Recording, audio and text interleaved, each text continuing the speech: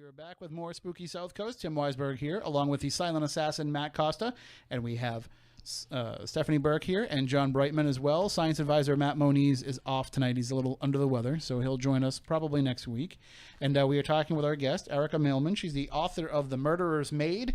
It's a Lizzie Borden novel, but of course the years of research that went into actually putting it all together to make it historically accurate. And Erika, how can people get the book if they do want to pick it up? I'm having kind of a noise or a diminishment of your voice again.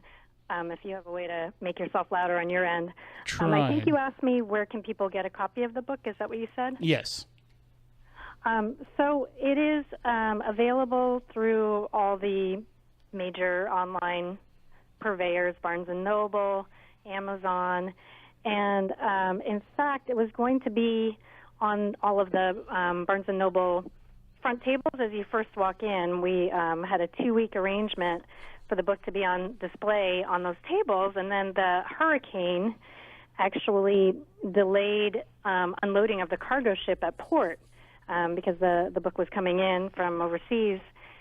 And so we had a great delay in getting physical books into people's hands, and it's only just now been sort of corrected. The book launched October 30th, and I believe my sister, who had pre-ordered through Amazon, just got her copy a few days ago.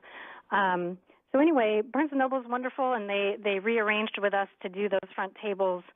I'm not sure of the exact dates, but it will be in January. But in the meantime, you can definitely go to your local Barnes & Noble. You can go to your independent bookseller and ask them to order a copy if they're not already carrying it. And it's also available in ebook format. But I very much recommend the hardcover because it's a beautiful artifact of a book. And part of why it was delayed coming back from overseas is that we included some extras for readers, which involve things like copies of newspaper editorial cartoons of the day, some photographs of Lizzie.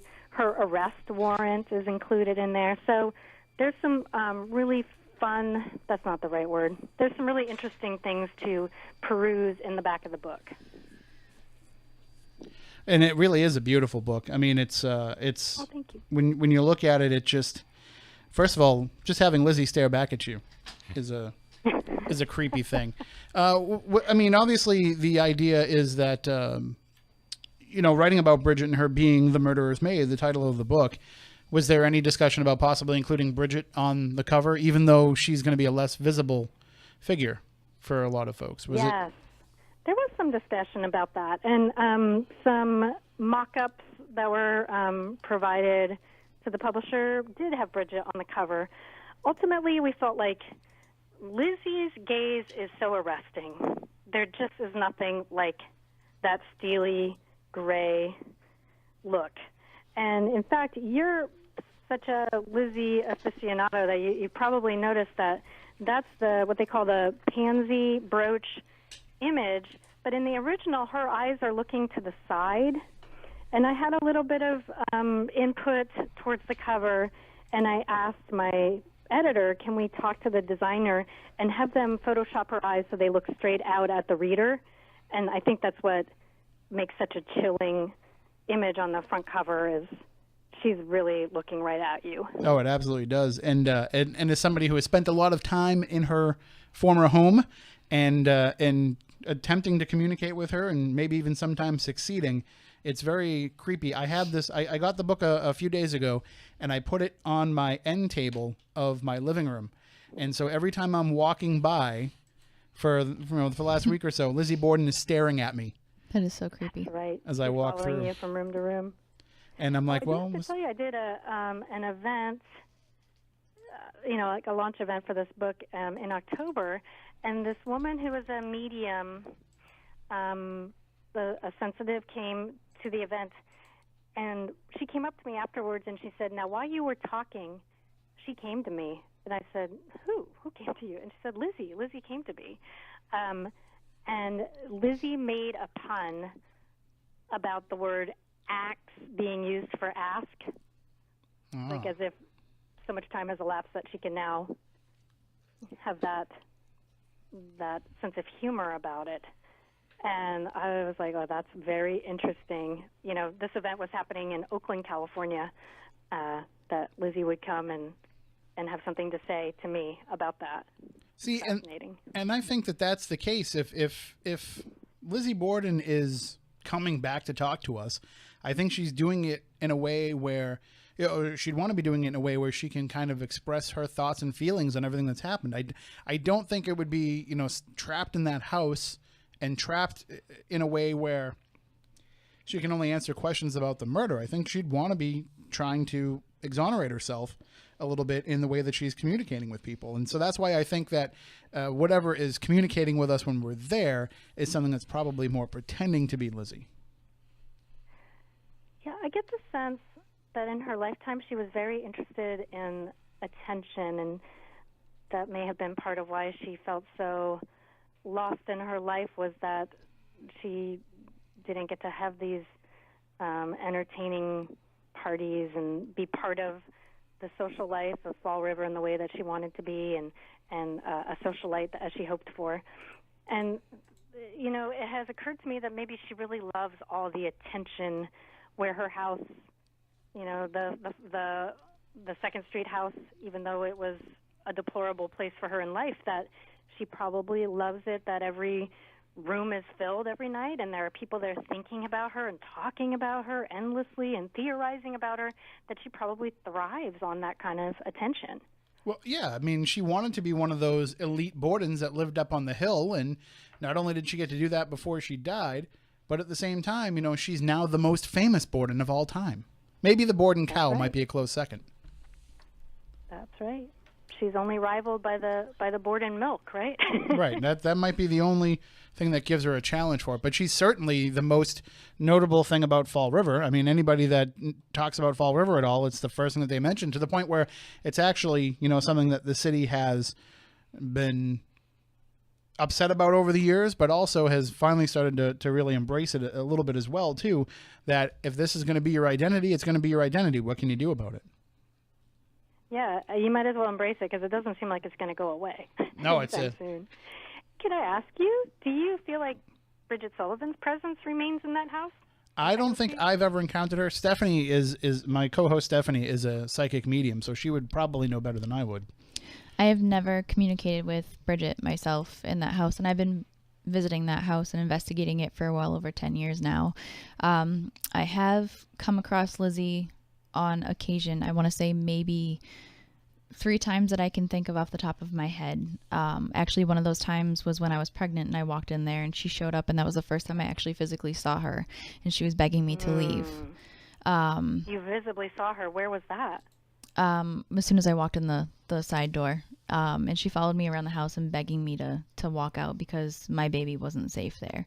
And that to me had proven the theories that we've all heard, because I had heard them for a very long time, but to have that happen to me, I couldn't communicate with anything else. I wasn't, you know, able to even connect with anybody else in that house that day. She was the one that was right in front of my face and wouldn't stop until I agreed to leave.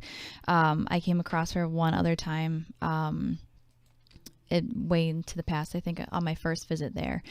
She doesn't stay there. She just visits occasionally, and a time more recently within the past year, but it's not often. Other than that, I've come across Abby. I've spoken to Abby, Andrew, who is present, and I've been able to see him as well, but the entity in the basement is the one that I come across as often as every single time I go there.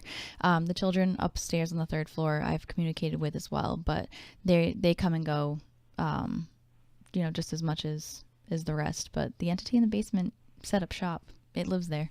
Yeah, I got a message as we were talking from somebody who said that they got an EVP that said it was Bridget, but that, you know, it doesn't mean that it definitely was. It's right.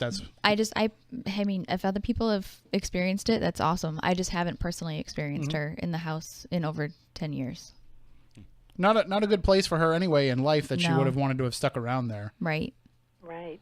Yeah, she wanted to get as far away from all of that as she could. That's what she did. To be pregnant and feel this force focused on you in that way. You must have felt very protective of your child. Oh, absolutely. I mean, I wasn't afraid going in there. I mean, as much as other people were afraid of me going out and investigating and doing everything, I would not have put my child in harm's way, period, ever. So I felt fine walking in, but it was definitely a interesting and freaky experience to have somebody standing right in front of you. I am able to see them physically, if they choose to do that, but to have her standing there and looking at me and telling me that was a really bizarre experience. The worst part was I was only about 3 months along, so nobody I was with knew I was pregnant, which was terrible because I couldn't share it. So it was a really strange experience for me. Right. And I think that the other thing about that house too is because so many people are going in there all the time and so many people are in there talking about the murders, that it is never anything that goes away. It's never anything that settles. So it's not like all those years that it was a private residence and the McGinns were living there. And, it's not like all this cool down time. It's every day Lizzie, everyday murders, everyday tours talking about what went on. So I think that whatever is there kind of wants to keep performing for that, to make sure that those people keep coming and talking about it all the time. I think it feeds off of the energy that walks in and out constantly too, because it's always fresh blood. Doesn't seem like anybody's seeking any kind of catharsis or closure, right? It's ongoing. It's going to keep going. Well, and I mean, I guess that's, you can look at that twofold, that in one way, we're never going to know what happened, and so that's never going to close all wounds until the whole story could get out. But then the other part of it too is, in a way, what we're all doing, what the house is doing in running tours and being a bed and breakfast, that having that mystery continue and having that activity continue is beneficial. It's what we want to have happen. We don't ever want to go in there and solve it, because then if we go back there the next time, there might not be so much activity. Right. So, I mean, it's a double-edged sword when you get into it. But for Bridget's role, though, I mean, she, like you said, she got as far away from there as she could once everything was over and done with the trial, and she ended up actually moving out of state and getting married, didn't she? Yeah, they say she married a man named John Sullivan and married him, but didn't have any issue from the marriage. And there's now the photograph that came to light a few years ago that's supposed to be her in her elder years with him. She does not look like a happy individual in the photograph. And one of the things I started wondering, and I decided not to include it, was Bridget Sullivan maybe a little bit simple-minded?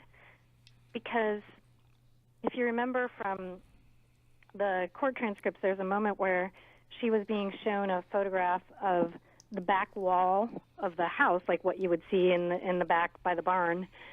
And the attorney was pointing to the third floor window and was saying, "Now, is this your bedroom window?" And she just couldn't seem to identify it that way. Like there was some kind of spatial concepts that were just eluding her at that point. And she just literally couldn't confirm or deny that was her window. And, of course, when you look at the back wall of the house, there's only two possible windows that it could be, hers and the one with the bedroom next to it.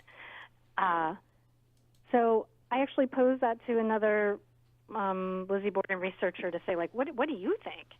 And she said, yeah, I think she was illiterate. She wasn't very lettered or clever. And which wouldn't have been uncommon. I wanted my character to be clever. I mean, or at least to have a foundation of intelligence to navigate through all of these events. So I chose to kind of let that go. But I'm curious what you think about that, because I'm sure you've trolled through these lines of transcript as much as I have, if not way more. Do you have a sense of her as a scheming kind of person who kind of buttoned her lip to get Lizzie's approval and maybe even some kind of financial reward, keeping her mouth closed? Or do you see her more as somebody who was kind of victimized by her own inability to comprehend the things that were happening around her? I never got the sense that she was, simple-minded. I thought that she was probably uneducated, because that was just the plight of many Irish immigrants of that time. I think my sense has always been that whether she knew anything about the murders in advance, which some people speculate that she did. And then if that was the case, and even if it wasn't the case, I think she just was not really all that sad to see Andrew and Abby go because of the way that she was treated. So I think she was probably perfectly fine with somebody taking an axe to them, whoever did it. And I'm sure that there was probably some discussion that if, the trial went Lizzie's way, she would be taken care of. She would get a nice severance package. Yeah, there's that legend that she was given money to return to Ireland and see her family, and maybe even purchase a farm for her financially struggling family. I don't know. It's so interesting. And I also think, too, that the notion that that she kind of suffered as a result of this is a little bit of a misnomer, too, because she probably got some notoriety out of what was going on by being part of the trial. So I wouldn't have been surprised if, and again, it doesn't surface now, but it could be out there somewhere, that she wasn't giving newspaper interviews to people later on after the fact, that people weren't tracking her down and talking to her about this story. And then we would maybe have a better idea of who she was as a person and how she could carry herself based on what she would have told that person. But because that's not something that's related to the trial or what have you, it doesn't show up in these historical tomes that we have that kind of bring all that stuff together into one piece. Yeah, I regret that we don't know more about her. One small detail I remember was that she sort of dolled herself up, purchased a new dress, and looked fine in the courtroom, which is kind of interesting. It shows that she wanted to look well. And one of the saddest parts of the transcript for me was when the courtroom laughed at her for her brogue. And she was talking about the keys that Mr. Borden left on the mantelpiece, but she was pronouncing it case, like case on the shelf. And the attorney said, "What case? What are you talking about?" She said, "No, sir, the case."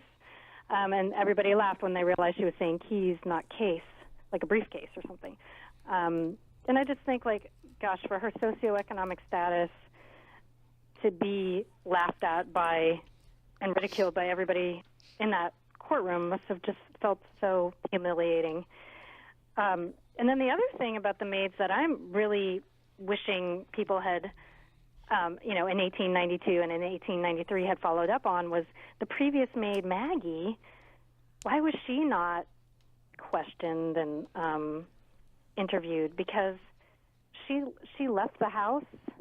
And in fact, she had such an impact on the Borden girls or the Borden women, I should say, that they called Bridget Maggie, the previous maid's name. There was clearly something to Maggie's influence in that house, but maybe would dearly love to know more about her and why she left. Maybe that was the case, but maybe that was also just as a way to disrespect Bridget, to say, you matter so little to us, we're not even going to bother to learn your name. We're just going to call you by the name of the previous maid because we already learned her name, and why learn a new name?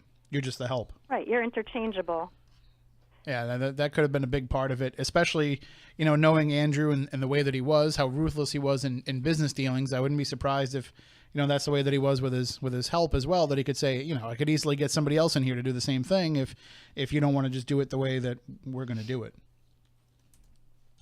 Yeah, I read somewhere that Bridget did try several times to quit, and Mrs. Borden always talked her into staying. Well, I mean, it's just tragic. It's probably a cushy gig if you're going to be a maid, because most of the maids that were working, I would assume, were working in much larger houses. You have this guy who is very well off, who chooses to live in this smaller house and not to have indoor plumbing and all this stuff. Even though he could have had it, he just chose to live more frugally. So if you're going to be a maid, I mean, I don't want to say you have it made because that's a terrible pun, but it's a little bit easier to be cleaning that house as opposed to one that would be twice the size. And totally. Still and dealing in fact, with them. the women of the house did their own straightening of their own chambers, so her work was much less than it could have been. On the other hand, she had to serve each meal separately to the Borden women and then Mr. and Mrs. Borden. So for each meal, she was, serve and clear, which doubled her work with meal serving. And the other thing about it too is that if you are her and you are dealing with all of the stuff that's going on, I mean, again, you'd have to look and see how savvy she was, and you'd have to know a little bit more about her as a person. But she could have easily been, even though all this stuff is what we know about her, she could have been living the life of Riley to some degree by playing them off of each other. So because she was probably the one that they went to and complained about the other one, because she's just background noise and she's never going to say anything to anybody else. So all this drama that was going on amongst the family members, she was privy to all that and probably asked for, what she thought about things, and could use that way to, use all that information to manipulate herself into a slightly better position. Yeah, maybe so. And she could also threaten blackmail because she was gossiping with the neighbor's maid over the fence on a regular basis, and she, as we've talked about at the beginning of the hour, we think she heard a lot of things in the house that they probably didn't want her to hear, as well as some of the things that they did want to. I think that's really interesting what you're saying, that they may have gone to her and vented and tried to gain a little solace from her. And gain her opinion and her backing up of you're right and they're wrong. So she definitely was a repository of a lot of information. I mean, look at it like this, and again, you'd have to refresh my memory from the court transcripts and from what's out there. But did they ever address if it was uncommon for Abby to have been in the guest room at the time of the murders and making the bed and doing housework in that room? Was that something that would have been normal? Because I could kind of piece together an idea as to why she might have been doing that if it wasn't common, because supposedly one of the theories is that John Morse, the uncle, came to visit because he was involved in some business dealing where a house that who hit the microphone? You all right? That was a hard hit. You okay? It wasn't a hard hit. I scraped it. Oh, it sounded like... I didn't even feel it. It sounded just like felt you hit it hard. No. So the idea that he was coming to help with a business dealing where there was a piece of property that Emma and Lizzie thought they were getting to be like their little moneymaker for themselves, and they find out that it's going to Abby instead. Is this something that Bridget was privy to? And she said, well, if you don't want me to go tell the girls about what's going on, you go make the beds. I love that. That's possible. Great. I had not heard that theory that Bridget should have been the one putting the pillowcases on the guest room bed, and that she might have put her feet up and said, well, you go do it. But telling her to do that because it puts her in that room at that time, yes. that could be part of it as well. Yeah, I could see that. And apparently John Moore showed up with little to no notice and without a suitcase. And I had also heard that he was occasioned to sleep in the third floor, that second bedroom up there next to Bridget's. So I'm unclear why he would choose to use the room that they had been using as a sewing room, as opposed to the bonus room on the third floor. I was under the impression... So many questions and so few answers and a lot of conjecture. I was under the impression that third floor, with the exception at the time of the murders, with the exception of Bridget's room, that the rest of it was all storage area. Yeah, I think the main floor print of the house was storage. So I know he slept there sometimes, but maybe that was only because the guest room was now a crime scene. I would have to go back and double check that. Yeah, you may be right that he was only there in that second bedroom because of, which is now the bathroom, and in fact those strange cabinets in that bathroom date to its being a chamber rather than a bathroom. I didn't even think about that being a room. That completely went out of my head. That might have been a room at that time, or it probably was a room at that time. I'm like, but that's right next to the bathroom. I'm thinking in like 2017 spatially. You don't get a shower in 1892. Right. My favorite part of that room is the little crawl space, and I always ask Leanne if I can crawl in there, and she's like, no, I just have like toilet paper and stuff in there. You don't need to go in there. Why not? Like, I just want to crawl around in the little crawl space room. But I opened up all those cupboards. I was like, this is just creepy. It just feels weird. Oh yeah, I mean, there's just something about that house where every step that you take, you feel like something's watching you over your shoulder. And then, speaking of bathrooms, so the second floor bathroom, that was created for the guest rooms of the B&B, that was, the clothes press, the famous place where the investigating officers just only searched it to see if there was like a hidden man in there, but they didn't take a look at the gowns to see if a blood-stained garment was hanging up there. And I noticed on the tour there was no mention of the clothes press having been there.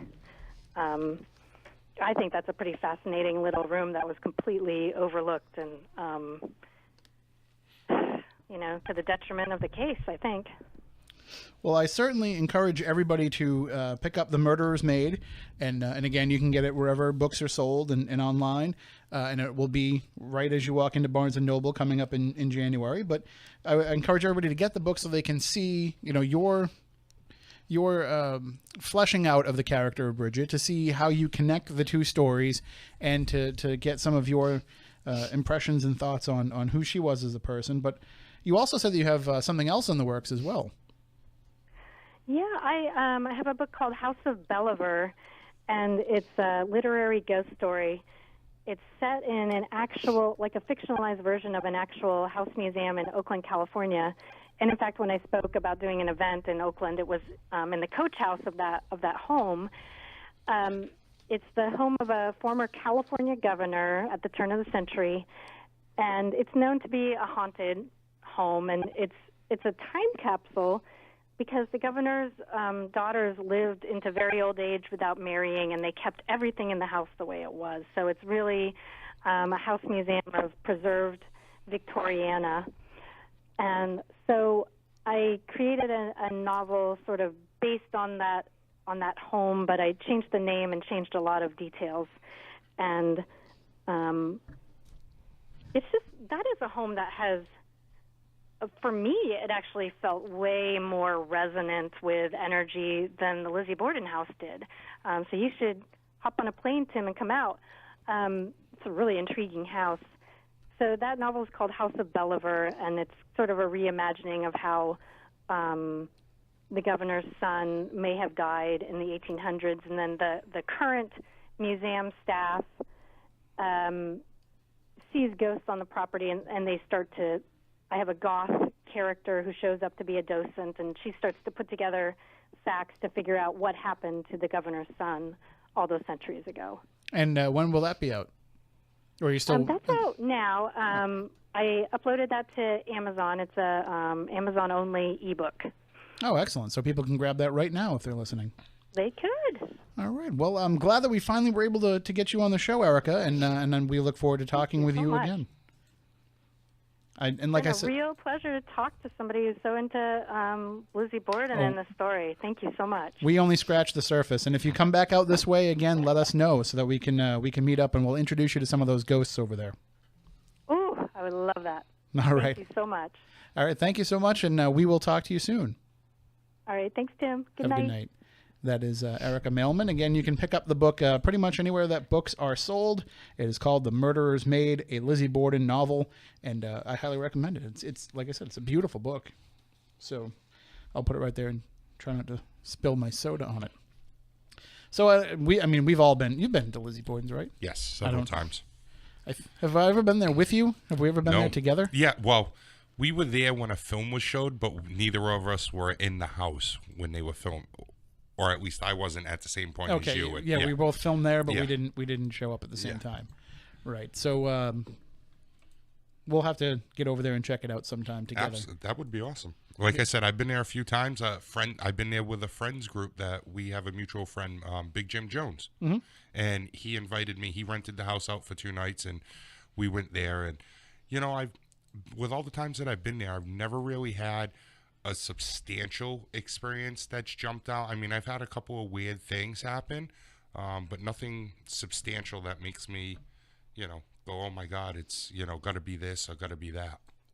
And we've investigated other places together and had some pretty strange experiences. Yes. So I can only imagine what would happen when we were there at the Lizzie Borden house. It would be interesting. Knowing what our track record seems to be.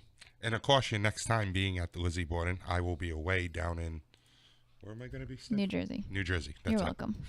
Well, but you know how it works. We sneak in there all the time during the winter. I shouldn't say sneak. I mean, we have permission. Yes. Yeah, no. But when there's slow nights in the winter for both us and the house, usually we try to get over there and do some stuff because it's kind of an ongoing long-term case study for us, because it's not like we're some paranormal group that just comes one time and never comes back again. And well, just because they save, they live somewhere else, they saved up the money to rent out the house for the night. That's their one time doing Lizzie Board, and they move on. We have the access to it all the time, so we keep a running diary of everything that's going on there. Right. We have a great relationship with the owner. She's a great friend of ours, and I enjoy going. I enjoy doing our events, but I really enjoy when the house is completely quiet and nobody else is there. I like if I go over and get a Vizzoni's pizza, I just go over there and eat it. We know how you feel about the pizza. The pizza's outstanding. From where? Vizzoni's, right down around the the corner street, from Lizzie yeah. Borden's. You have to drive by it in order to get there. I don't think I've ever been able to sit down and enjoy the pizza. I think I've always just shoved it in as fast as possible and started. Well, listen, I've had time and I just shove it in my mouth because it's just that good. And even better is if you go to Vizzoni's to eat there. And I can plug Vizzoni's all we want because we're only streaming on the internet, so I'm not giving away free advertising. The only time I was there was when you took way too long to talk to the people that worked there, and I was going to move your car to a different parking spot, so that way when you walked out, you thought it was gone. They do love me over there. Yep. We're some of their best customers, and we tell everybody, Right. like anybody that says I'm having an event at Lizzie Borden's, Right. I will send them a message, like on Facebook or whatever, and I'll say, over there and eat. if you're gonna order food, make sure you get Vizzoni's Yeah. pizza, because I like to just keep throwing that guy the business because he's local and he gives everybody a great discount, and it's really good pizza. That's hysterical. So anyway, speaking of pizza, which we usually have at paranormal events, Yes. let's get into this topic a little bit, because for those of you who are not familiar, and we've had John on quite a bit in recent months as he has been putting his new business together, and now Bright Star Promotions is in full swing.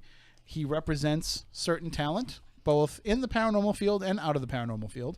Yes. But he is also, John, pay attention to our cameras more than hers. We have Spooky TV takes precedence. Which one is even pointing No, at if he him? has to move, we'll just move. No, we'll this move. one is. Yeah, we can just move it. Oh. I'm just. You can still see him. if I'm he just moves giving over. him crap. I'm just giving You him are crap. ridiculous. So He's jealous. I'm not jealous. I can go on Facebook Live and blow you guys away right now. I tagged How you. can you be jealous? Look at the beard. Stop it. So the talent portion is that you represent this talent and you book them into conventions, you book them into different types of events.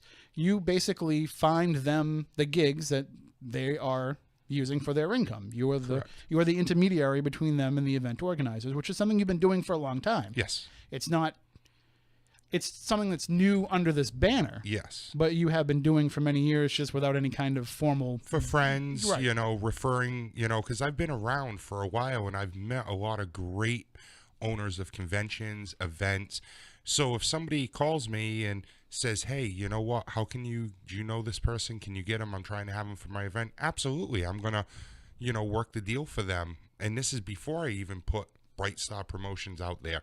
So it's nothing new to me. It's just under a new title to do it the correct way. And the other part of it is that you also have been putting together events, because that is also something that you've been doing for a long time, just not under this banner, where you were running tours in the Bridgewater and the Freetown State Forest, and you've done other events that you've been helping out with and kind of doing stuff behind the scenes. So that was... when you were putting together Bright Star, that was something that you wanted to put under that umbrella, was having more paranormal events. Absolutely. And the problem with that is that and a lot of people don't understand this, because Spooky South Coast puts on events. Legend Trips, which is currently on hiatus because of Jeff's schedule, we put on events as well. And it's very confusing to a lot of people who's doing what, especially when a lot of the guests that are at these events will do multiple events. If they don't have their own company banner, they'll go out and they'll do a lot of other events. Pretty much the way that it goes is, if somebody wants to have me come and do one of their events, and we can make everything work out financially, because, time is money for people and travel expenses and all that if it works out, I'll go do it. That doesn't mean that I'm not going to run my own events, but it also gives me a chance to go out and meet new people and go to places I wouldn't have normally gone to. And I think a lot of people don't realize that that's part of the appeal of doing events for the quote unquote para celebrities, is because they get to go out and meet people face to face. They get to go to places that they either have been to before and want to go back to again, or have never been to at all. And if you're a Jason Hawes, you know, if you're Amy Bruni, who I know runs her own events, but, you know, if you're somebody who's going and doing one of these big events, the beauty part of that is you get to go and be part of the event and not have to do all the legwork. Yes. So you don't have to be the one running around, putting everything together, making all the arrangements. Somebody just tells you you're on this flight at this time. A car will pick you up, will drive you to the hotel, and then somebody will pick you up and bring you to the event. Yep. If all works out well. And so that is a bonus for people. So they like to do these different events. But the other part of it is a lot of this money that is generated from these events, a good portion of it goes back to the locations. Yes. To keep them open and to keep them running. But for a lot of these celebrities, it's part of their income. This is true too. Because if you want to make your life being available to the fans all the time, then something has to pay the bills for that to happen. Yeah, you can't have a regular job and be there Thursday, Friday, Saturday, Sunday, Monday, you know, or even sometimes I know there's certain people that do events on Tuesdays and Wednesdays and Thursdays. So you can't be there and have a regular job too. So that has to come somehow. You have to make that decision to say, you know, I'm going to do this full time. And sometimes it works out, sometimes it doesn't. But you can't serve two masters in that regard, because you don't want to be the guy that can only show up Saturday and then, you know, spend however many time you can and then have to fly out, because whether it's fair or not, you get a reputation as the guy that doesn't want to be there for the whole time. Yes. Or woman. I don't mean to specifically point out either gender, but the other problem that comes with these events is that people look at what is being done and say, well, I can do that. You know, I can do that. I don't see anything special to what he's doing. And they don't realize the legwork that goes into all the other stuff. The legwork and also the money behind it to front up. That has to go to the celebrities. That has to go to the location, celebrities' flights, their hotels. People don't realize what kind of money that is. And it's the other problem with it, in addition to all the money they don't realize the insurance that goes into it. You know, if you have an event where you put on food, that is not only the extra cost of food, which is when you're feeding 40, 50, 60 people, it's not cheap. Not only that extra cost, but now that actually adds on to your insurance. Yes. Because now there's the possibility that somebody could have a food allergy or choke or any of that. So that's going to drive up the price. And once upon a time, we used to be able to go online and get these event insurance binders for, like $150. But then the insurance companies caught on to exactly what we were doing.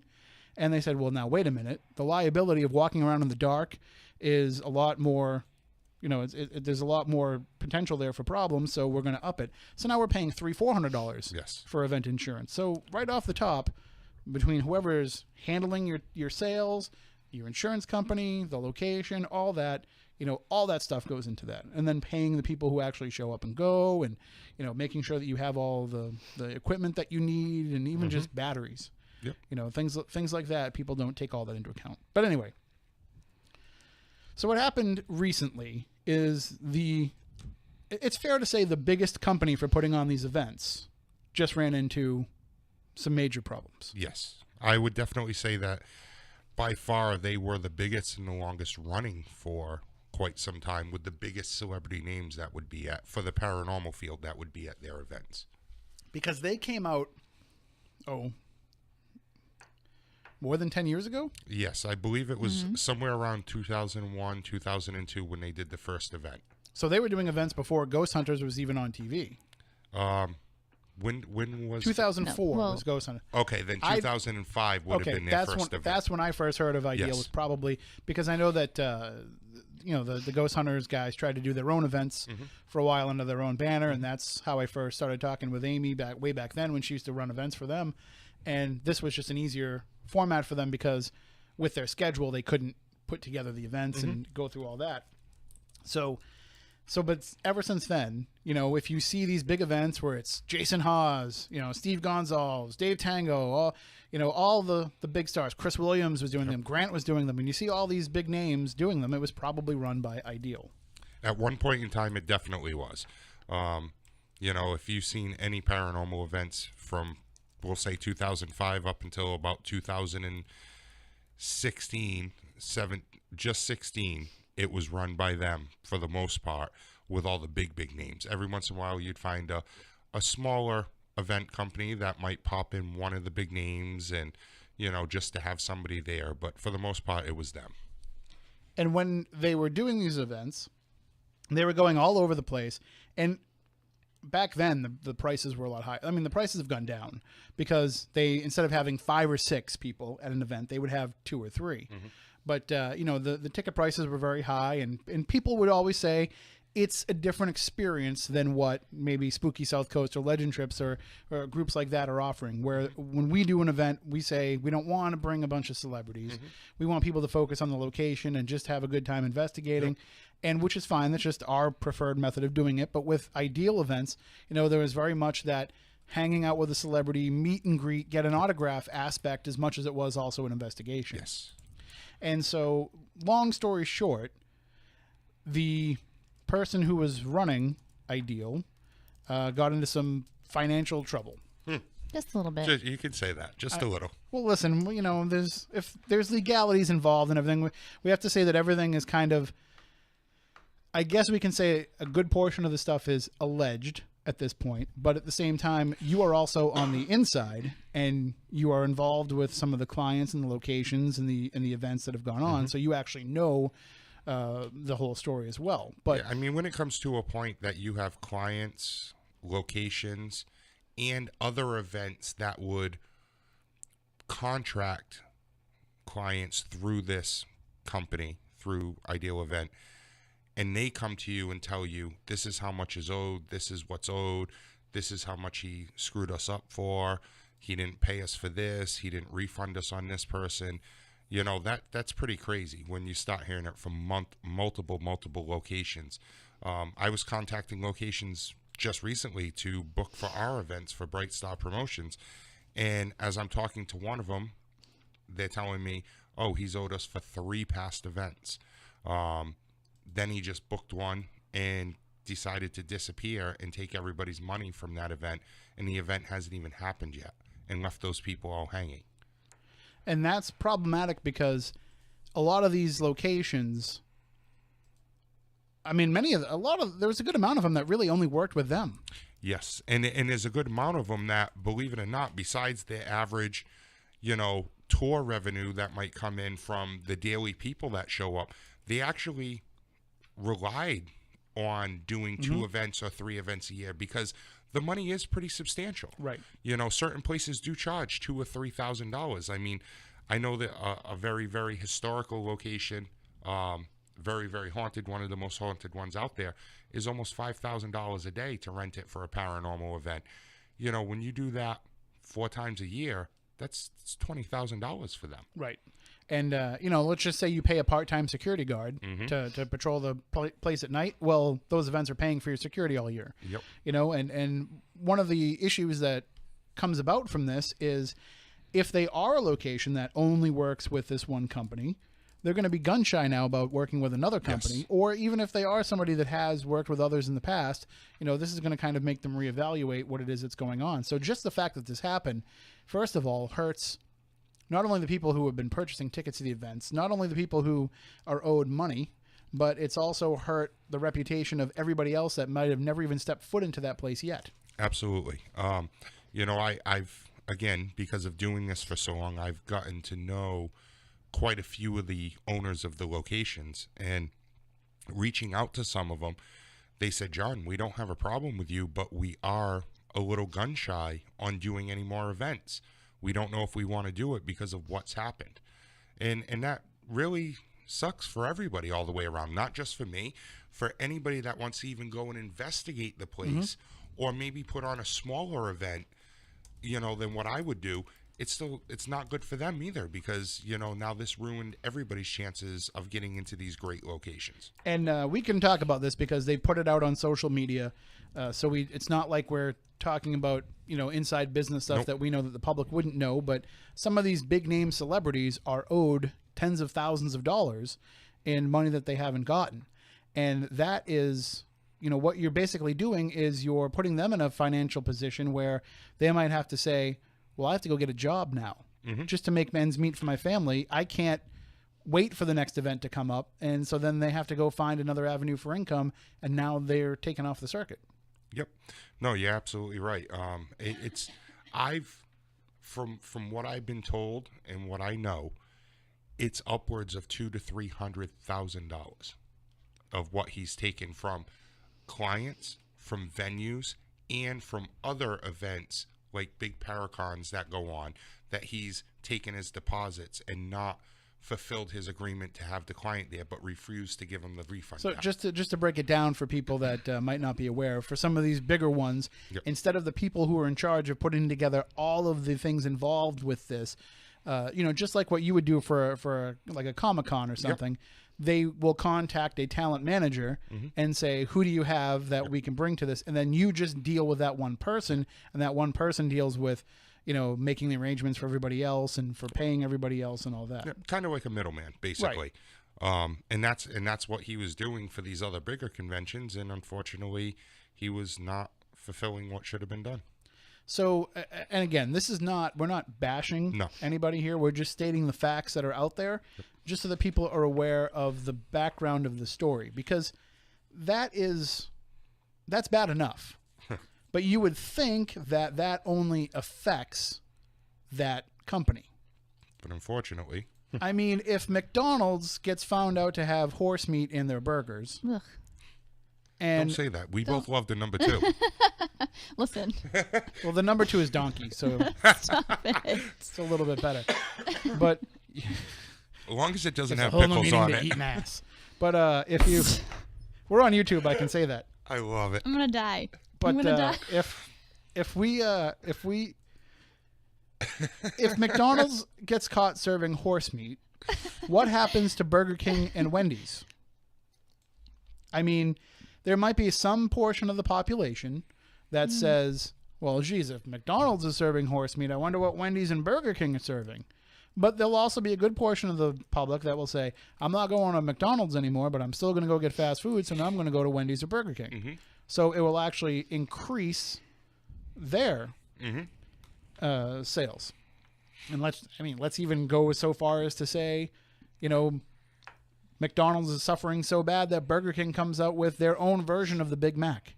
Yep. And so basically they're offering the same thing, and that will draw people even more. So the point of this is that's, brand identity is a thing.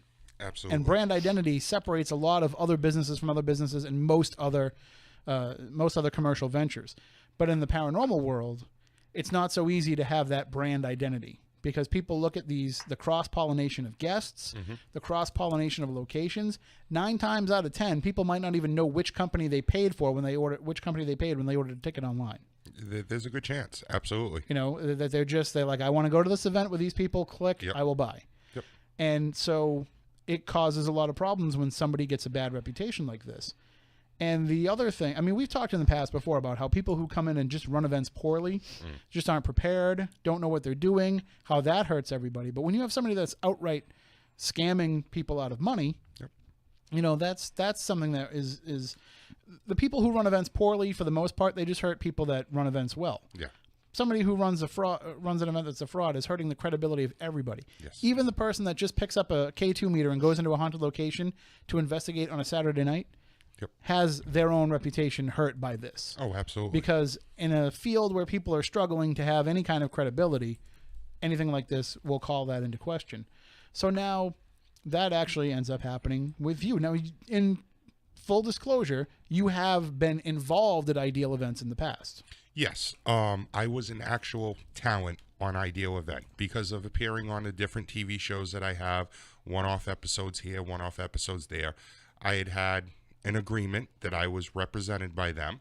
They would ask me to come to their events, which I became very good friends with them, just like every of the other talent that I have on my roster was very good friends with them. And we would go there and we would do what we were told. We would sit in a certain location. The groups would rotate around. A lot of times, because I was the little peon on the tree, believe it or not, was little, Yeah, even though not physically. Physically not No, little, but listen, in terms of importance, It's like yes. a weird oxymoron. You Right. sure you want to do that? Well, it's true. It's more, with John, it's more of a P up. Yeah. You know, Okay. We gotta hope for that rainbow effect. But I would go there, and this gentleman would have us there from Ideal Events, and he would kind of ask me if I would organize the whole changing of the shifts every hour, make sure people got to the right location, stick around with one group, ask them how they were doing, if they are enjoying the night. And it also helps that you're 7 feet tall and people listen to you. Yes, that does. So it worked out very well. But needless to say, that's where my involvement was. I wasn't part owner of the business. I wasn't a manager or vice president, nothing like that. I didn't get paid to do any of that except my normal fee to be there, just like I pay any of my clients. And so with this news about what's happened with Ideal and the fact that you have done events with him in the past, somehow there was a website, Facebook page, whatever it is, that decided to put out a story. Mm-hmm. And I'm not going to use their name because basically I'm not going to give them any publicity for it. But if we continue this discussion, we'll invite them onto the show at a later date. But this story comes out on I saw it on Facebook, and I'm sure that's where most people have read it. Big headline, fraud exposed, paranormal. I don't even remember the exact headline, but the picture is a picture of Steve Gonsalves. Yep. And it just says fraud, fake, all this stuff all over it. So as a journalist myself, that is immediately problematic because, see, if I write a story about a guy that gets pulled over for drunk driving, my boss in the newsroom, the news director, will not allow me to just use a generic, stock photo of somebody getting pulled over by a police officer and use that as a featured image on our website. Because he will say, people will think that that's the person that got pulled over, and that's not accurate. Yep. There's got to be, you have to be able to look at that picture and say, this is definitely related to the story, or look at it and say, that's just a generic photo. Mm-hmm. And I feel like this image was created in a way that it was implicating that Steve was the fake. And that, I think it was done intentionally to hurt Steve. I mean, if Along people are with just everybody else. scrolling through, Yep. they're seeing Steve in a Gonsalves world fake. full of clickbait right now, Mm-hmm. that's exactly what the author of this particular article was trying to accomplish. Yep. So that from the beginning is problematic. You read the story, which is poorly written, of course. And then, listen, if you're going to take shots at somebody, at least run your story through goddamn spell check first. It might make you I look a love little it. bit more You know, intelligent. People were actually commenting that in the post. I love seeing it. It was funny. I like the grammar police. They're my favorite. You Yes. can't go after somebody if you don't have all your ducks in a row first.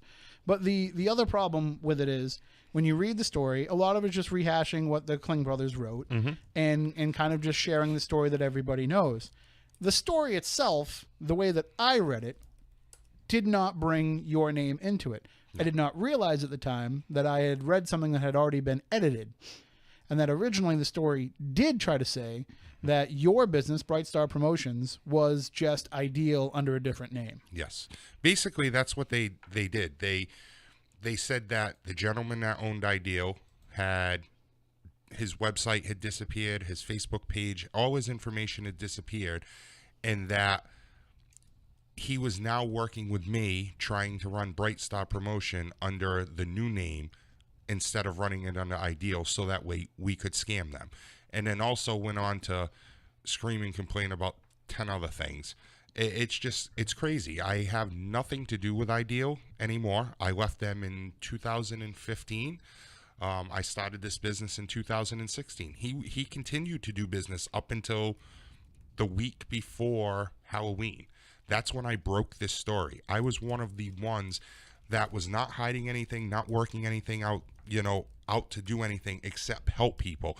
When I found out about it, it was because I was trying to get payment for 2 of my clients that he hired from me to do an event.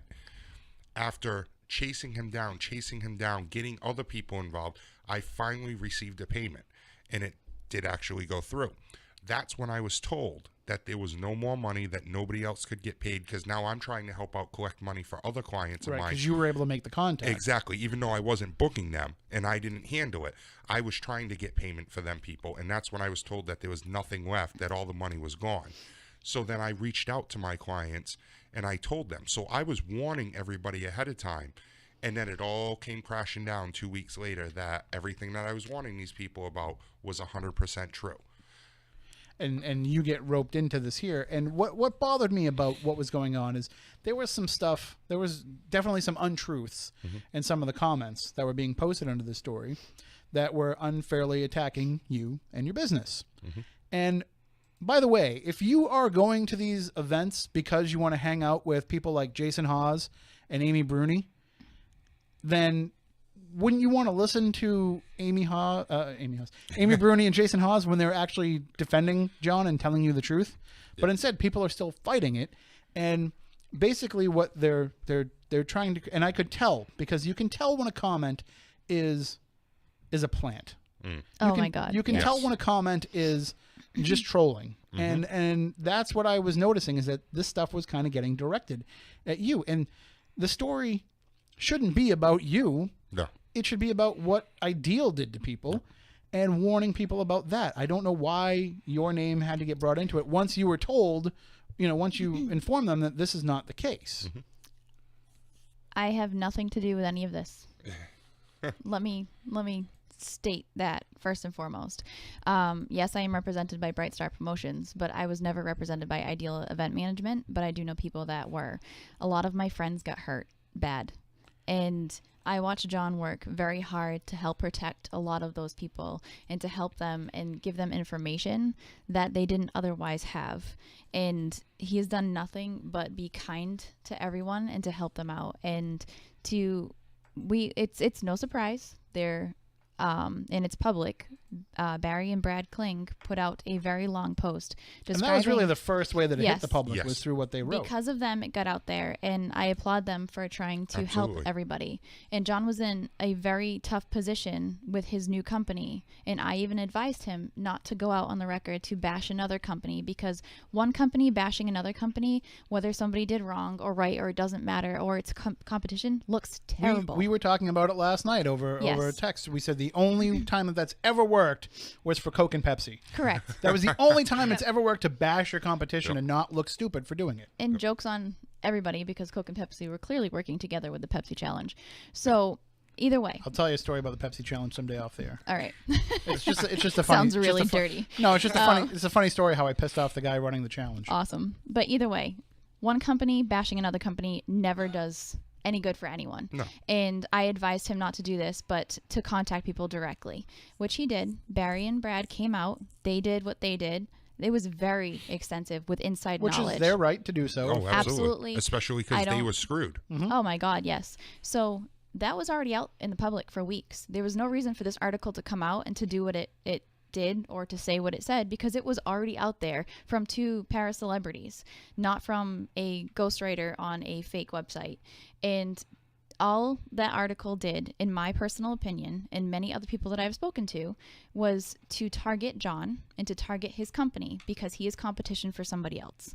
Well, and that's where things get really interesting, because if you go through this website or this Facebook page, what have you, and you see what they've been reporting on, and I use reporting loosely, so there's this story that's bashing Ideal and in a roundabout way bashing Bright Star Promotions as well, and then just a couple of posts prior to that is a puff piece for another company, which also, by the way, it's $1 million company, didn't you know that? Multi-million. It reads like a press release more than it does any kind of objective story.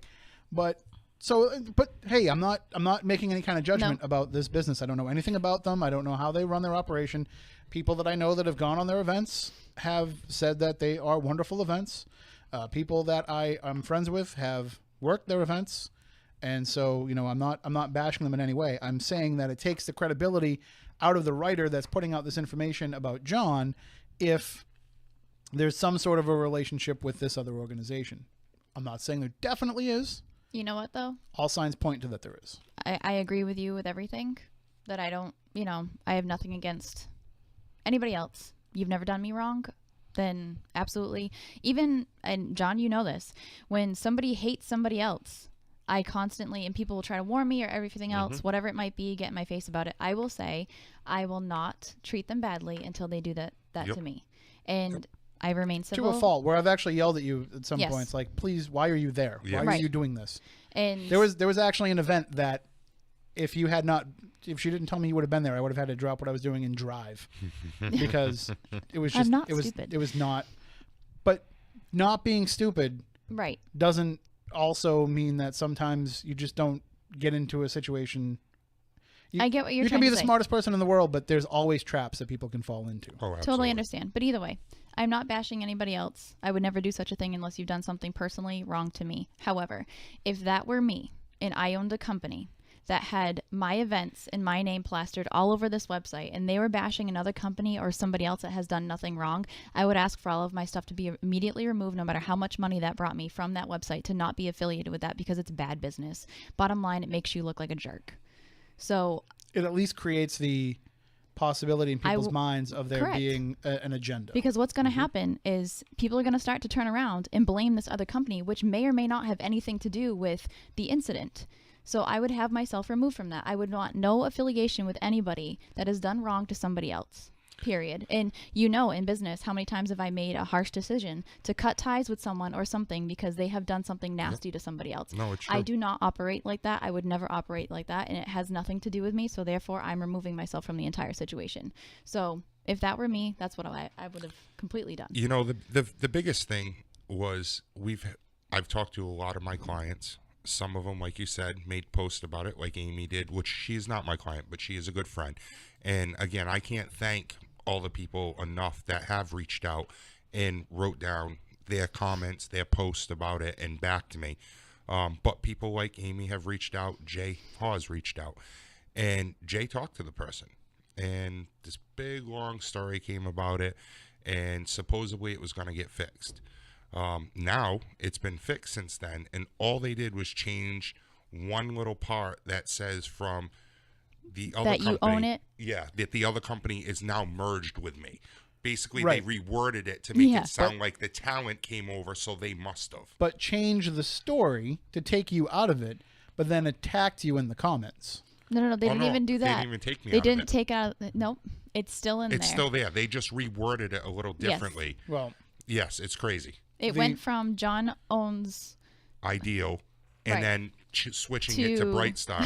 to Ideal now, is shut down. Yep. But now Bright Star Promotion and all the talent, the search for all the talent has now led them to Bright Star Promotions, which still is trying to say that John has an affiliation with Ideal. Yeah, and And I he has just- been nothing but transparent about his past Yep. with working for Ideal as talent, just like all the other para celebrities have done. But it still continues to bash John about his current status as a business, and he's not a legitimate business, and they can't find anything, and they filed a report with the Attorney General. They need to go back and look.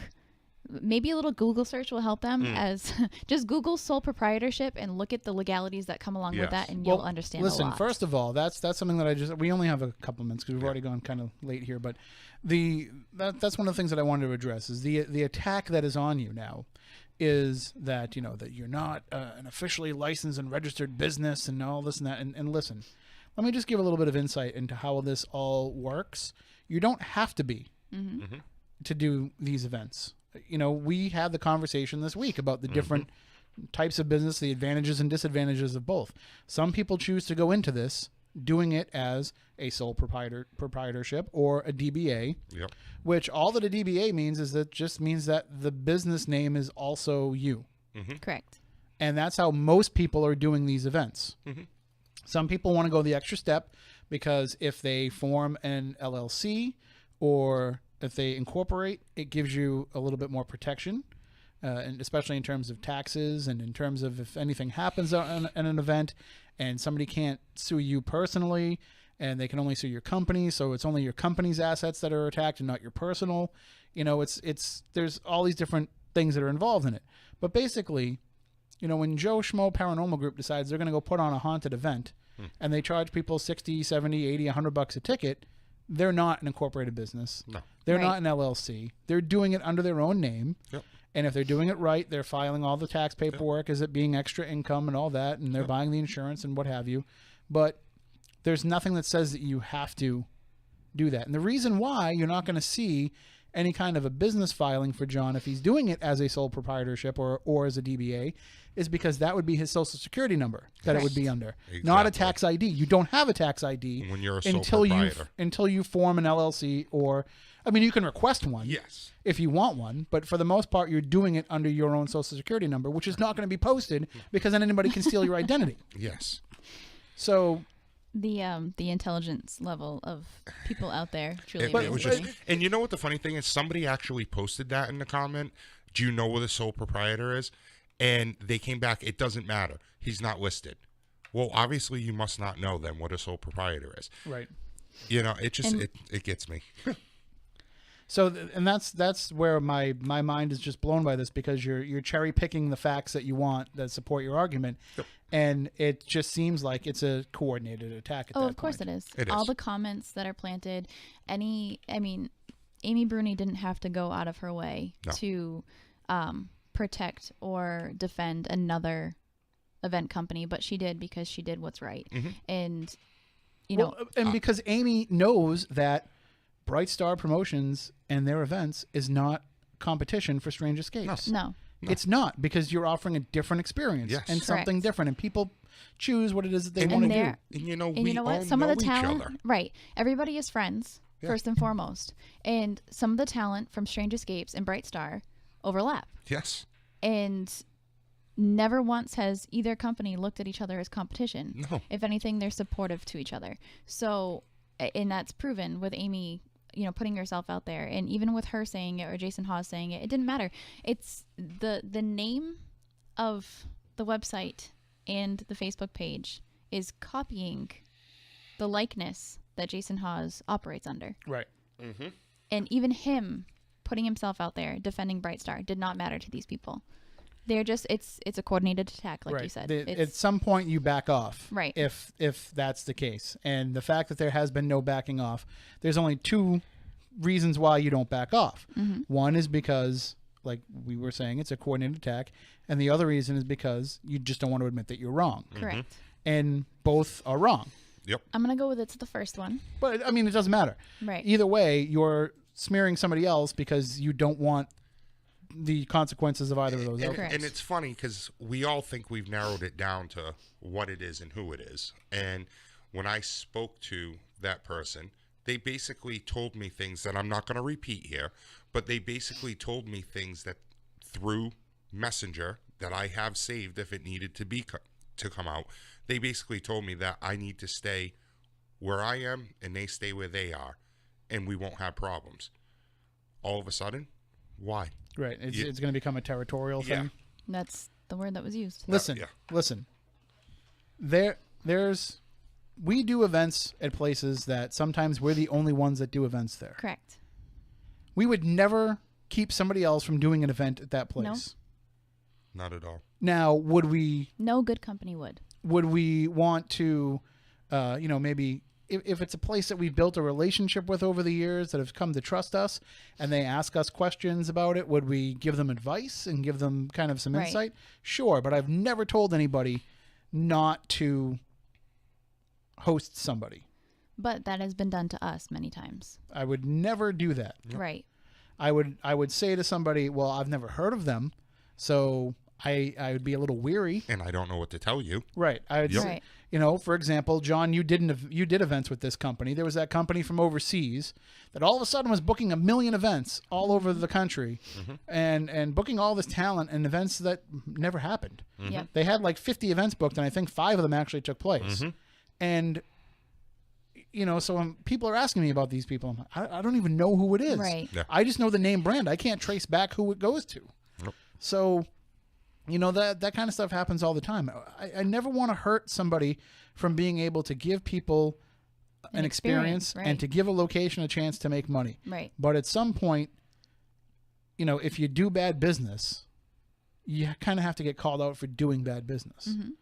And so that's like the only caveat I would put on anything. For the most part, I would always tell anybody, go ahead, do it. Right. I mean, how many people have held events at Waverly Hills I think Yep. every event company besides us has gone out and done a Waverly Hills event. I'm sure there will be a Bright Star one at some point. I was going to say I haven't yet, but it might be. Right. It might be in the works. The You only never reason know. we haven't done it is because we don't leave New England.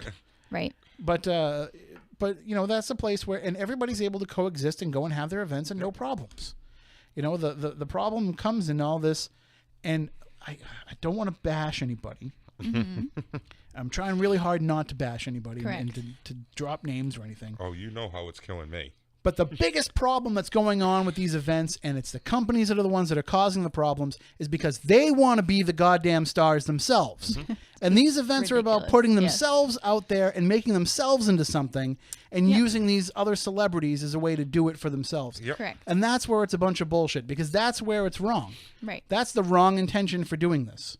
Yep. That is, you want people to come and pay $100 a ticket to hang out with somebody that they should think is famous. Yep. You know, and build up something for yourself, and it's not even like they're trying to make it financial for themselves either. It's No, just they that want the They just attention. want the attention, Yep. and that's Which wrong. is gross. And that's wrong. And you know what? I gotta say, for all of you quote unquote celebrities out there that do this and get involved in these people, you're just as much to blame when shit goes wrong, because you are the ones that allowed your celebrity to make them into something. Correct. You have to be aware of your own brand. You have to know who it is that you are associating yourself with. And it's okay to say, you know, I didn't know.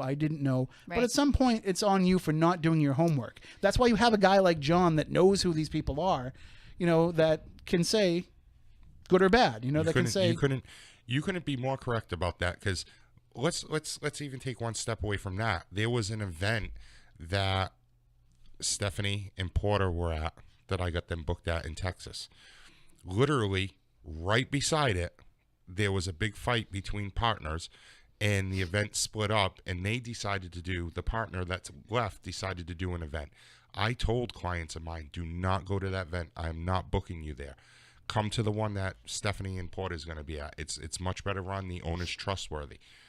I got calls that weekend because they went through one of their other agents and got booked there. I got calls that weekend while we were there. I'm headed home. I'm leaving. It's halfway through the convention. They can't afford to pay us. Our food wasn't here. They didn't do this. That's what I'm here for, to know those things and know those people. Listen to me once in a while. I know what I'm talking about. I mean, I can go a step further and say that event was in Texas, and I cannot say enough nice things about He's the actually promoter. in the chat. Yes. He Apple's was- event down in Texas was amazing. he's like, was it was really good. Please invite me back. No, I mean, No. honestly, he and his wife were just amazing people, they were. and just so hospitable and kind and generous, and everything was run so smoothly. But that's how it should be. It's Right. not a competition. No. You know, No. everybody has their own voice and everybody has their own way of doing things. You know, there's I'm going to go cover the Patriots game tomorrow. Yep. And there's going to be, 200 different writers that are there covering the same exact game, and we're all going to write a story about it. And I'm not trying to make anybody read my story over somebody else's. Right. You know, you find the stories that you like, you find the voices that you like, you find the experiences that you like, and the people that you connect with. And would we get upset if we have regulars that come to our events? Do we get upset if they go to somebody else's event? No, go have a good time. I mean, do I get upset if, we have an event and it's like the first time that we ever get into a place and the place is really cool, but they had already booked to go to another event that's the same night? It's disappointing. I'm like, that kind of sucks. Yep. But, I never say, well, you're our customer and you should be coming to our event. You're our person, that's, and people get that way. They do. And it just doesn't make any sense. And it's not easy. It's not something anybody can do. So stop everybody thinking that you can. All right, that's just my little commentary on that. But that is, I mean, I do think that that's part of the biggest problem, is that people are doing this to get that celebrity rub. Absolutely. And That's They're exactly why awesome. they're doing it. I mean, I talked to you today about somebody like that running an event, and I told him I will never ever book my own stuff ever again, because I just don't want to deal with that side of things. I want to know who I'm dealing with ahead of time, and I want to be able to know that the people that I'm doing business with and that I'm dealing with are, legitimate people, or people that are not out for the fame and fortune. And I think it's a responsibility on the celebrity as well to sit back and think, is it worth the paycheck to put your name and attach your name to people that are just out there to, you know, run everybody else over, or it doesn't matter about anybody but them. Listen, we all, everybody in this room can say the same thing, but I will say this. I have friends who are celebrities. Yes. I have friends who are on TV. And you know what? I don't give a crap that they're on TV. That's not why I'm their friend. Yep. Love you all, but no. That has nothing to do with anything. Right. So if I'm hanging out with you, I'm not trying to get any kind of a rub off you by being associated with you. Yep. And if you can pick up on who's genuine about that, like there's plenty of people who are genuine that just want to work with you and do good things together, that you don't need to deal with these people that are in it for you. I mean, and I guarantee you that those are the people who will be the ones that are kind of imploding, right, and end up with a bad reputation one way or another, because they're not doing it for you and they're not doing it for the customer. They're doing it for themselves. Right. And that's where this stuff tends to fall apart. Like, do I like to make money? Of course. We all like to make money. But choosing where you get it from is the most important thing. But it's not just that either. It's when I look at it like this. If I get paid to do a job, I'm paid to do a job. When I go to an event or run an event or a convention or anything like that, I do look at it as a job because I'm getting paid to be there, but I also don't look at it as it being a job in the traditional sense. I look at it as everybody that's walking through that door gave me money. Mm-hmm. And they gave me money for a purpose, and I have to give back to them what they were giving me that money for. What they're expecting. Right. And because of who I am, I like to give them a little bit more than what they might be expecting for that money. So, and that's where it has to be, that's what it has to be about. The minute it becomes about something else and something more, you're going to have problems because you're going to lose sight of what the ultimate goal should be. I completely agree with you. Mm-hmm. I mean, I spend my time connecting with people that are there to see me. You know, at our events, you and I don't make it through the door because we're constantly talking and having personal conversations with every single person that comes. And for me, that's what it's about when I am signed to go somewhere. And I can speak for myself at least, but I know a lot of the people that I surround myself with are the same way. Now, the critics say, but if they're your friends and you like seeing these people all the time and hang out with them, why do they have to come and buy $100 ticket to be able to do that? Right. You know, we've never forced anybody to buy a ticket. No. We have never. Nope. And, you know, I have a lot of friends. There are people that I go to dinner with regularly that buy tickets to everywhere I go. But at the same time, and this is what I said to a location that we visited this week that we have an event lined up for this year. I have been running events for the better part of the last decade, and with all different people. And a huge part of running these events, for me at least, is giving back to these historical locations and giving, you know, whether it's they want a fee or they want a portion of the tickets or whatever it might be, however it's set up with any event that I do, giving back to history is so important to me. And we've done plenty of events where we helped keep the heat on for the winter for an event location that was not getting any money and funding whatsoever. That's important to me. Helping people and helping history is important to me. When the events that we do are part of their annual budget, yep, you know, that's when you know that you're making an impact. Yep. Just want to address two quick comments in the chat room.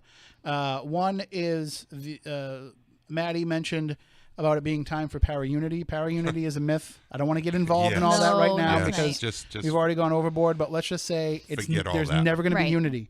There just has to be respect. You know, I agree. Burger King and McDonald's don't work together, but they respect each other. Correct. Somebody said, does WBSM endorse the North Face? Oh, no. They're working on getting that sponsorship for 7. And then the other comment that I want to address is Scott mentioned that the location is the celebrity. And that's absolutely. Agreed. Absolutely. I agree too. The very first phone call that I ever had with Jeff Belanger about Legend Trips, which essentially predated Spooky South Coast events. We did a couple Spooky South Coast events, but Jeff was involved. They were basically Legend Trips before we had the name. And the first thing that he said was, what if we started doing events, but instead of it being celebrity-based, what if the location was the star? And I said, I wouldn't want to do it any other way. Right. And so that's the way that we've looked at all of these, because you're in this awesome historic place. That should be your focus, not about who you get to hang out with, who you get an autograph from. There's going to be a point where any one of these people at some point is going to give you their autograph for free. There's going to be a point in time someday where it's no longer worth $25 to pay somebody to sign something.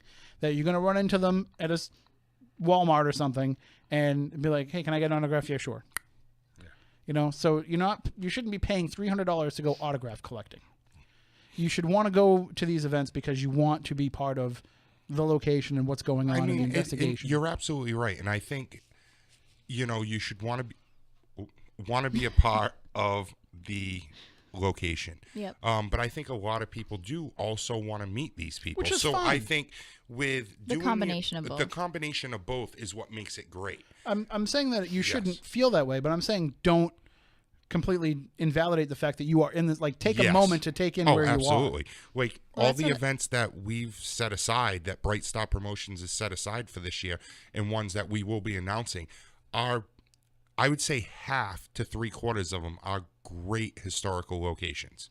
Like the one. But that was, what I had suggested to you when you came to me and said, "This is what I want to do. This is my business plan." I said, "Let's pick locations that have historical value and that need help and need money for restoration." Maddie was just trying to push my button on that para-unity thing. Yeah, I figured. Okay. I figured because you're like this close to the edge of going off, and that I would was- definitely. I was push it. I was definitely walking the edge real fast. You were. Well, you were. I want to wrap it up because we've gone over Yeah. the board here, and so I will just close out by saying that nobody's events are better than anybody else's, Right. Except for ours, and we have some that we want to talk about. Stephanie, you have something coming up. I do. I actually have an event coming up next weekend on December 2nd at the Blackstone River Theater in Cumberland, Rhode Island with Dustin Perry. He'll be doing a special Christmas lecture, and I will be doing a mediumship gallery. So you can go to stephburke.com and get tickets for that, or dustinperry.com. And gosh, I have a lot coming up for the next year, but that's my last one for the year this year. It's a local gallery reading, and people have been asking me for a long time, so make sure you grab your tickets to that before they're gone. And if you've never been to the Blackstone River Theater, it's a great little place. Yep. Plenty of parking, easy to get to. There's a nice little bar down the street too if you want to grab something to eat after the show, after the event. What time are you going till? I believe that is till 10:30 that night. So plenty of time to go out and get a we're drink having afterwards. we're having a Christmas party too, so there's gonna be pie and cookies and all kinds of I'm fun stuff. talking about a grown-up drink. Grown-up drinks. I don't do well with grown-up drinks. I didn't invite you. I just said if anybody else wants Oh well, to thank go. you. But no, it's certainly The absolutely. biggest thing is pie and cookies are going to be there. Well, yeah. No, only if you arrive early because Dustin's also there. Well, that's So, true. That's absolutely How true. much pie can one man eat? You will find out. And then we have a couple of spooky South Coast events. So we announced, speaking of Lizzie Borden tonight Yep. with our guest Erika Mailman, we actually announced that we are doing an event on March 3rd. It'll be Lizzie's March to Murder 2018. And so we will be back, Stephanie and myself. We're going to do it like we did with the event in September Yep. with the old school, new school stuff, which had a lot of interesting activity happening. So that means table tipping. Yep, we'll do the table tipping, we'll do the mirror gazing, we'll do all kinds of stuff, plus the regular equipment that we usually use. Right. I think there's only like 10 or less tickets left for that, so you want to grab those pretty quickly at SpookySouthCoast.com. Makes a great Christmas gift. Right. And also, we just announced, and as I said, this is something that it's a year out, but we had to seize the opportunity to have this date. Those of you who heard me talking about the Parson Barnard House in North Andover that I led an investigation of back in October, we happened to just go to the cemetery and find Thomas Barnard's grave and found out that the 300th anniversary of his passing is a Saturday night in 2018, October 13th, 2018. He is the reverend who is wrongly accused, it seems, of being one of the instigators of the Salem witch trials. So Right. he's been very upset by the fact that people are assigning him the blame for the witch accusations when he actually was trying to work to solve the whole problem. So on that night, we're calling it the exoneration. We're going to investigate the Parson Barnard House and the cemetery. We're going to try to reach out with Reverend Barnard. We are going to try to get the full and true story out there as much as we can.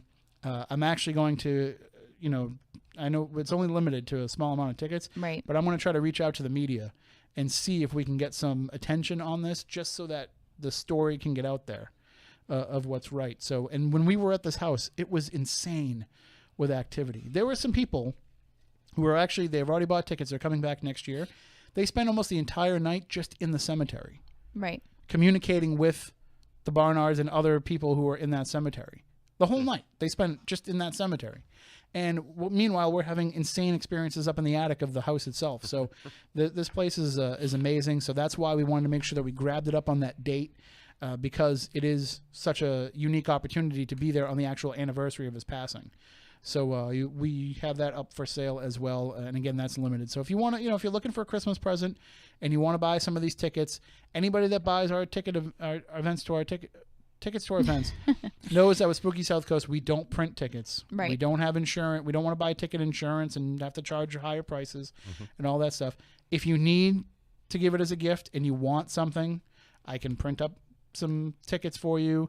What I've done in the past for other people is I've made a little video to let people know that they're getting it as a Christmas present. Anything like that you need, you can just email me, tim@spookysouthcoast.com, and let me know when you buy your tickets, and I'll make sure that you get it. So, and John, I know you're working on a bunch of stuff. People can stay tuned to your website once you finalize everything. I know you had a Black Friday deal up. Yes, had a Black Friday deal on the events that are coming up. That we have 3 events at St. Augustine Lighthouse, Fort Adams, and the big one that I think all of us, including the talent, is looking forward to is Asylum 49 out in Utah. It's been done twice by that other TV show, Ghost Adventures. Great location, 216,000 square foot insane asylum. I mean, that's just massive. So, well, because there's a lot of Mormons out there.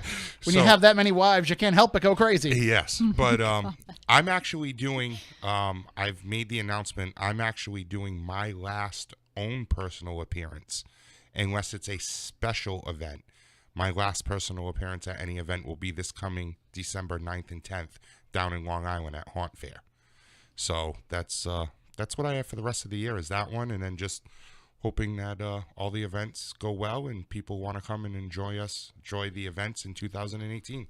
All right. And if you've been to any of our events before, then certainly help out and share the information, especially with John, with everything that's going on. Whatever you can do to help, we appreciate it. I think that does it for this week's show. We've gone overboard. We've kept Matt up late when he has to get up early in the morning. But I think we've done all the damage that we can for tonight. So until next week, we want everybody out there to stay spooktacular.